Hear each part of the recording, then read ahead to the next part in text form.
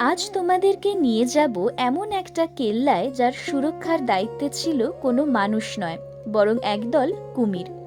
যেখানে কঠিন গ্রানাইটকে দেখে মনে হয় মসলিনের উপরে শিল্পীর ছুঁচসুতোর আলপনা।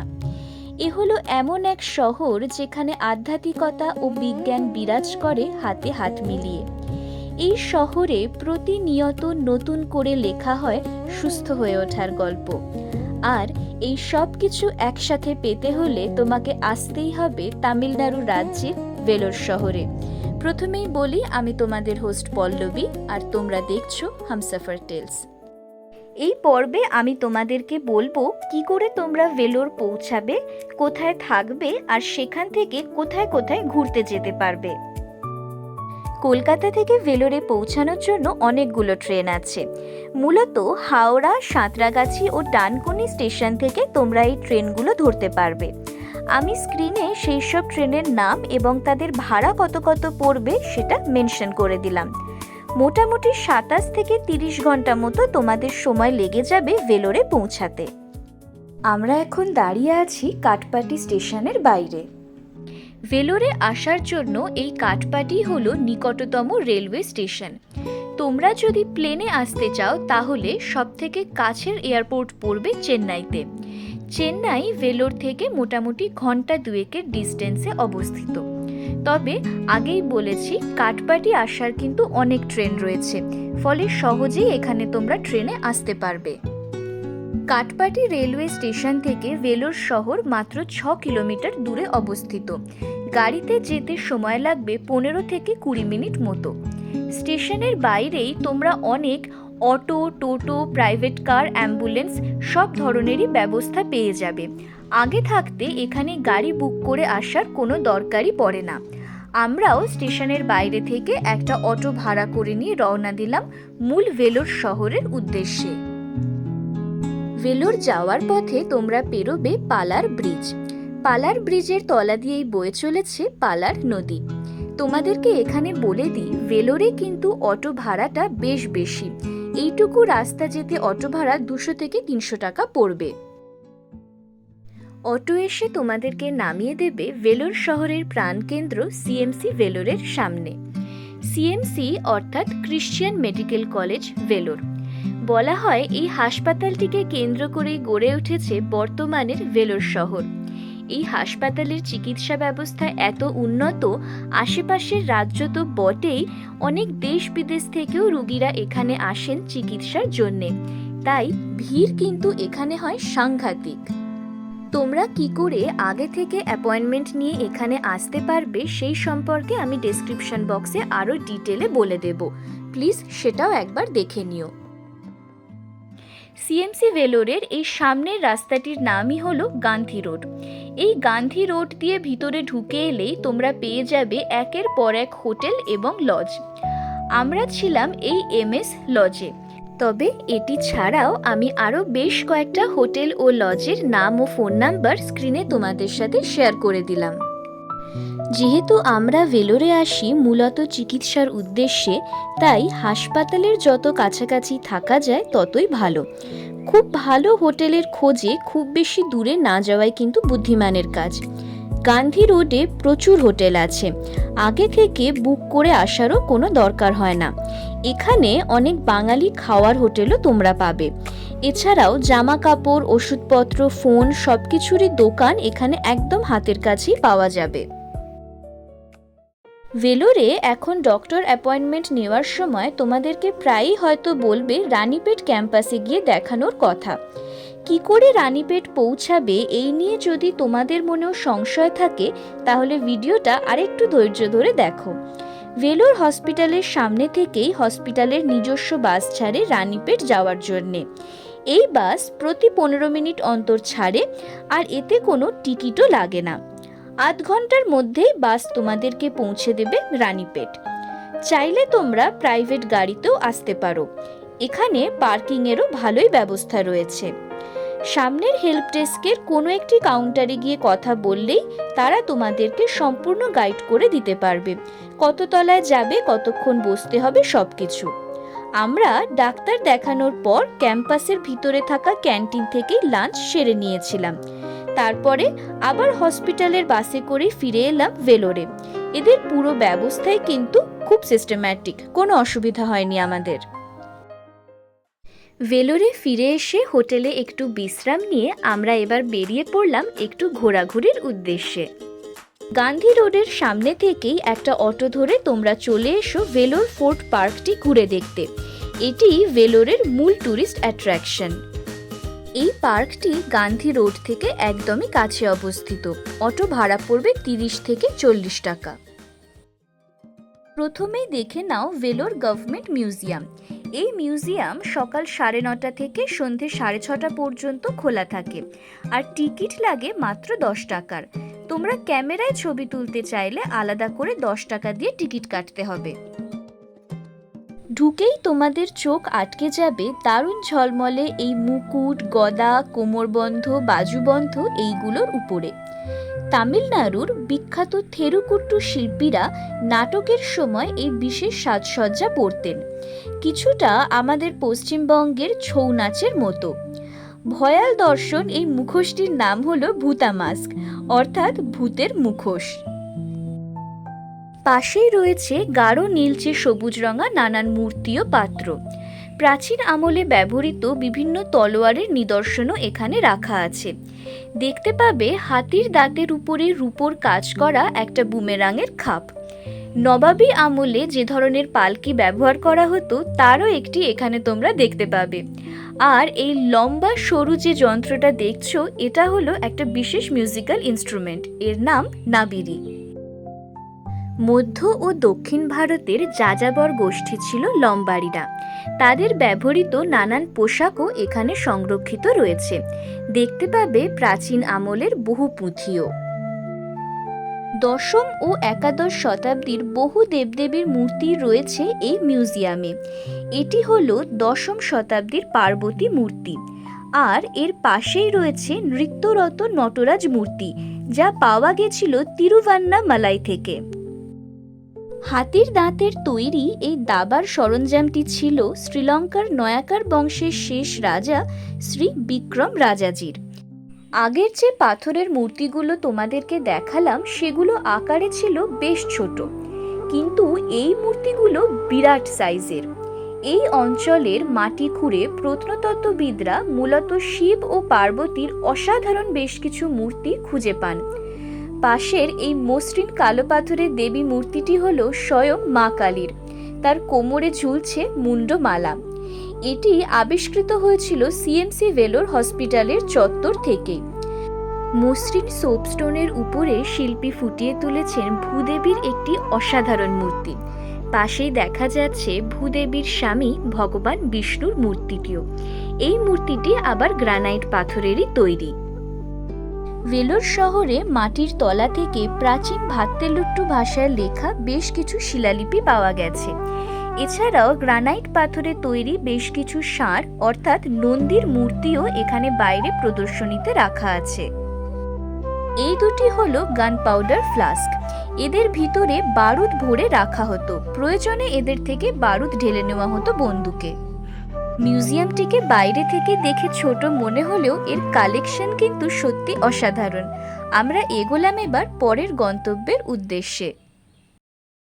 মিউজিয়াম থেকে বেরোলেই তোমাদের চোখে পড়বে এই দারুণভাবে সাজানো চার্চ ও মজেলিয়ামটা। 1846-এ ইস্ট ইন্ডিয়া কোম্পানি এই অঞ্চলের দখল নেওয়ার পরে এই চার্চটি তারা তৈরি করে। গথিক স্টাইলে তৈরি এই লম্বা লম্বা করিন্থিয়ান থামওয়ালা গির্জাটা সত্যি দারুণ দেখতে। এর নাম দেওয়া হয়েছিল সেন্ট জনস চার্চ। চার্চটি বন্ধ থাকায় আমাদেরকে বাইরে থেকে দেখে সন্তুষ্ট হতে হয়। চার্চ থেকে বেরিয়ে আমরা এগোলাম আমাদের আজকের তৃতীয় গন্তব্যের দিকে, যার নাম হলো জলকণ্ঠেশ্বর টেম্পল। একই চত্বরের মধ্যে একদিকে গির্জা আর আরেকদিকে মন্দির। এই ইউনিক কম্বিনেশন বোধহয় শুধু ভারতবর্ষেই সম্ভব।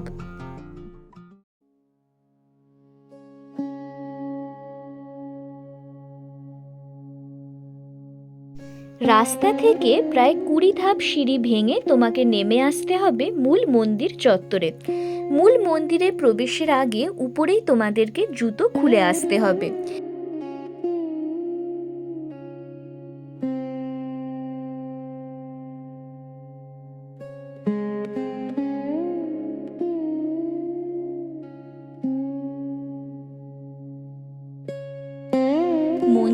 মূল ফটকটি হলো 7 তলা। দাক্ষিণাত্যের মন্দিরগুলির এই ধরনের যে ফটক থাকে তাকে বলা হয় গোপুরাম। ফটকের বাইরে থেকেই মূল মন্দিরটি সম্পূর্ণভাবে দেখা যায়। মন্দিরের ভিতরে রয়েছে একটা গর্ভগৃহ, অর্ধমণ্ডপ, মহামণ্ডপ, গোপুরাম আর পাশের এই কল্যাণ মণ্ডপ। এই কল্যাণ মণ্ডপটি হল জলকণ্ঠেশ্বর মন্দিরের সবথেকে বিখ্যাত জায়গা। কল্যাণ মণ্ডপটিতে রয়েছে 46টি মোনোলিথিক স্টোন পিলার, অর্থাৎ এর প্রতিটি থাম এক একটা গোটা পাথর কেটে তৈরি। হাতি, ঘোড়া, সিংহ ও নানান পৌরাণিক কাহিনীর চরিত্র খোদাই করা হয়েছে এই থামগুলোর প্রতিটা ইঞ্চিতে ইঞ্চিতে। বিজয়নগর সাম্রাজ্যের কথা আমরা অনেক পড়েছি ইতিহাসের বইতে। সেই বংশের রাজাই ছিলেন সদাশিব রাও। 1550 সালে তিনি তৈরি করান এই মন্দিরটি। শোনা যায় এখানকার শিবলিঙ্গটিও পাওয়া যায় জলের তলা থেকেই, তাই তার নাম জলকণ্ঠেশ্বর। ব্রিটিশদের এই মন্দিরটা ভীষণ ভালো লেগে যায়। তারা ঠিক করে ফেলে যে এই মন্দিরকে তারা দেশে নিয়ে যাবে। পাথরকে টুকরো টুকরো করে কেটে জাহাজে করে পাঠিয়ে দেওয়া হবে ইংল্যান্ডে। কিন্তু পাথরের অতিরিক্ত ওজনের ফলে তাদের সেই পরিকল্পনাটা ভেস্তে যায়। তা না হলে এই তামিলনাড়ুর মন্দির হয়তো শোভা পেত টেমস নদীর ধারে।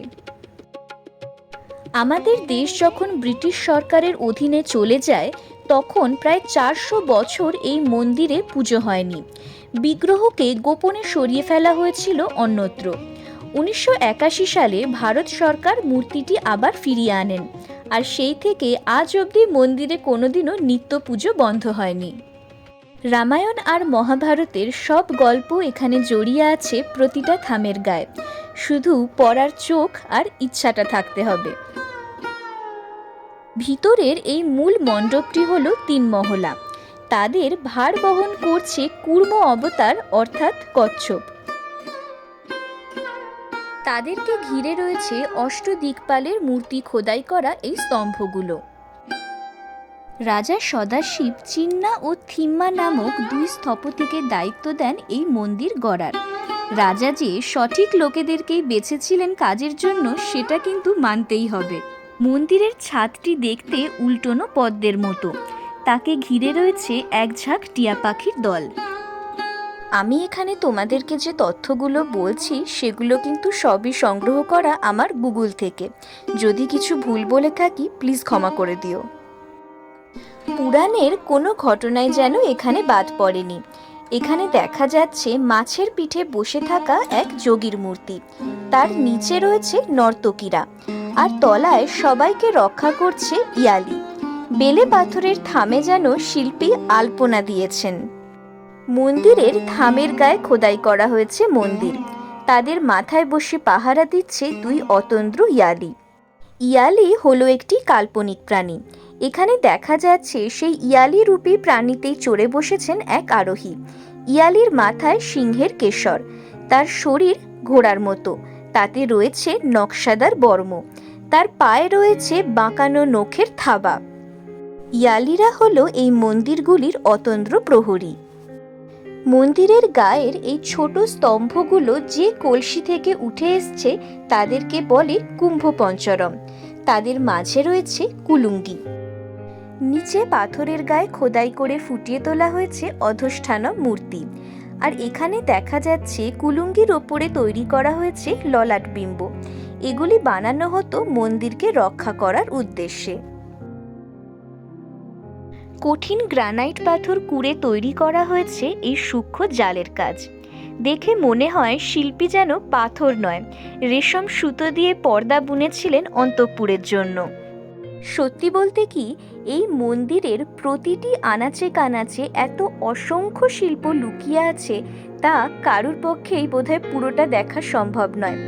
ভাবতে অবাক লাগে। আজ থেকে 550 বছর আগে কোনো রকমের আধুনিক যন্ত্রপাতি ছাড়া কি করে শিল্পীরা তৈরি করেছিলেন এই মন্দিরটি, যা আজও আমাদের সমানভাবে অবাক করে।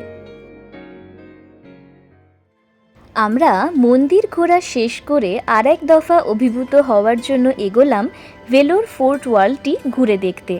১৬০০ শতকে তৈরি এই দুর্গ প্রাচীরটি ছিল বিজয়নগর সাম্রাজ্যের ঐতিহ্যের প্রতীক।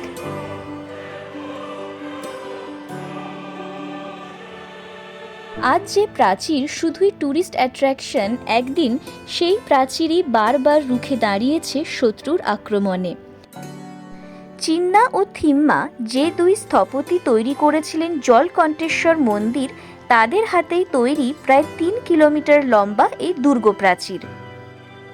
আজকে যে প্রাচীর মুখর হয়ে আছে আমাদের হাসি ঠাট্টায়, একদিন সেই প্রাচীরেই ঘুরে বেড়াতো কঠিন মুখে কোমরে তরোয়াল ঝোলানো সব সিপাহীরা। বাইরের নিচু প্রাচীর আর ভিতরের ৩০ ফুট লম্বা প্রাচীর। প্রাচীর ঘেঁষেই গোল ও অর্ধবৃত্তাকার বড়জো রয়েছে। সেখান থেকেই পাহারাদারদের আক্রমণ ছুটে আসতো শত্রুপক্ষের দিকে। যদি এই দুর্গের পাথরগুলো কথা বলতে পারত, তাহলে তারা তোমাদেরকে শোনাতো ইতিহাসের এক রক্তক্ষয়ী যুদ্ধের গল্প। কি সেই গল্প?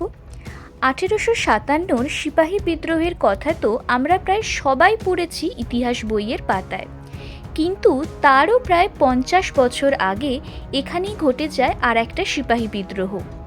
টিপু সুলতানের রয়্যাল টাইগার ফ্ল্যাগ উড়িয়ে দেয় এখানকারের সিপাহীরা। তারা প্রায় ১০০ জন ইংরেজ সিপাহীকে হত্যা করে এই দুর্গের দখল নিয়ে নেয়। কিন্তু তাদের সেই বীরত্ব চিরস্থায়ী হয়নি। পাশের আরকট রাজ্য থেকে ইংরেজ সৈন্যরা এসে আবার দখল করে ফেলে এই কেল্লাকে। তারা মেরে ফেলে প্রায় ৮০০ জন ভারতীয় সিপাহীকে। টনটন গ্রানাইট পাথর দিয়ে তৈরি বিজয়নগর সাম্রাজ্যের এই অতন্দ্র প্রহরী সেদিনও কিন্তু টিকে গিয়েছিল। কামানের গোলাও কোনোদিনও তার গায়ে একটা আঁচড়ও কাটতে পারেনি। দুর্গ প্রাচীরকে ঘিরে থাকত গভীর এক পরিখা। একসময় পালার নদীর জলেই পুষ্ট ছিল এই নদীখাত, আর তাতেই ছাড়া থাকত ১০,০০০ কুমির। তারাই তো ছিল বিজয়নগরের মূল রক্ষক। ১৬৭৭ সাল থেকে মারাঠারা দীর্ঘ ১৪ মাস এই দুর্গকে অবরোধ করে রেখেছিল, কিন্তু পরিখা আর প্রাচীর ভেদ করে তারাও দুর্গ দখল করতে পারেনি। অবশেষে তাদেরকেও রণভঙ্গ দিয়ে ফিরে যেতে হয়। জিত হয় বিজয়নগর সাম্রাজ্যের। কিন্তু সব সাম্রাজ্যেরই পতন হয় কোনো না কোনো দিন। ১৫৬৫-র তালিকোটার যুদ্ধে এই সাম্রাজ্যের ভীষণ ক্ষতি হয়। বিজয়নগরের শেষ রাজা শ্রীরঙ্গ পরাজিত হলেই তার রাজ্যেরও পতন ঘটে। দুভাগ করে বিজয়নগরকে দখল করে ফেলে বিজাপুর আর গোলকোন্ডার সুলতানরা। সেই দিয়েই শেষের শুরু। এরপর থেকেই ক্রমশ দুর্বল হতে থাকে এই সাম্রাজ্য। অবশেষে ১৮০১-এ এই ভেলোর দুর্গ সম্পূর্ণভাবে চলে যায় ব্রিটিশদের অধীনে। সমাপ্তি ঘটে বিজয়নগরের। তোমরা হয়তো ভাবছো, সেই বিজয়নগর সাম্রাজ্যের আজ কি শুধু এই দেওয়ালটাই রয়ে গেল? তা কিন্তু নয়, রয়েছে ৫৫০ বছরের পুরনো জলকণ্ঠেশ্বর মন্দির। প্রাচীরের ভিতরে রয়ে গেছে টিপু মহল, হায়দার মহল।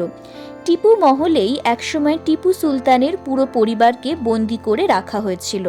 একসময় এই দুর্গেই বন্দী ছিলেন শ্রীলঙ্কার নয়াকার বংশের শেষ রাজা শ্রী বিক্রমজিও। সেই সব মহলগুলিও রয়ে গেছে দুর্গ প্রাচীরের ভিতরে, কিন্তু সাধারণকে দেখতে দেওয়া হয় না। পরের দিন হাতে সময় থাকলে ঘুরে আসতে পারো শ্রীপুরাম লক্ষ্মীনারায়ণ গোল্ডেন টেম্পল থেকে। সিএমসি ভেলোর হাসপাতাল থেকে একটু সামনে এগোলেই এখানে আসার অনেক বাস তোমরা পেয়ে যাবে। এটি হলো মন্দিরে ঢোকার মূল দরজা। সেখান থেকে মূল মন্দিরটি প্রায় ১৮ কিলোমিটার ভিতরে অবস্থিত। জাল দিয়ে ঘেরা এইরকম রাস্তার ভিতর দিয়ে হেঁটে তোমাদেরকে পৌঁছতে হবে সেই চত্বরে। মন্দিরের ভিতরে কোনো ফটোগ্রাফি অ্যালাউ নয়। মূল মন্দিরটিকে ঘিরে রয়েছে এরকম ৮ কোণা একটি তারা আকারের পথ। গোটা মন্দিরটা তৈরি হতে লেগেছিল প্রায় ১.৫ টন সোনা। সমগ্র মন্দিরের গায়ে সোনার অসাধারণ সব কাজ রয়েছে। মূল মূর্তিটি তৈরি হয়েছে ৭০ কেজি সোনা দিয়ে। মন্দিরে ঢোকার আগেই তোমাদেরকে সমস্ত ক্যামেরা, মোবাইল, জুতো এখানে জমা দিয়ে যেতে হবে। মন্দিরে যদিও ফটো তোলা যায় না, তবুও আমি বলবো নিজের চোখে অবশ্যই দেখে এসো। মন্দিরের ভিতরের কাজ অসাধারণ লাগবে তোমাদের। আশা করি আমাদের আজকের ভেলোর ভ্রমণের এই পর্ব তোমাদের সবার খুব ভালো লেগেছে।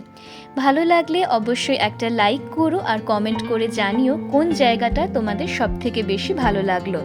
এরকম আরও ভিডিও পাওয়ার জন্য প্লিজ আমাদের চ্যানেলটাকে সাবস্ক্রাইব করে আমাদের পাশে থাকতে ভুলো না। সবাই খুব ভালো থেকো, সুস্থ থেকো। আবার দেখা হবে পরের নতুন ভিডিওতে।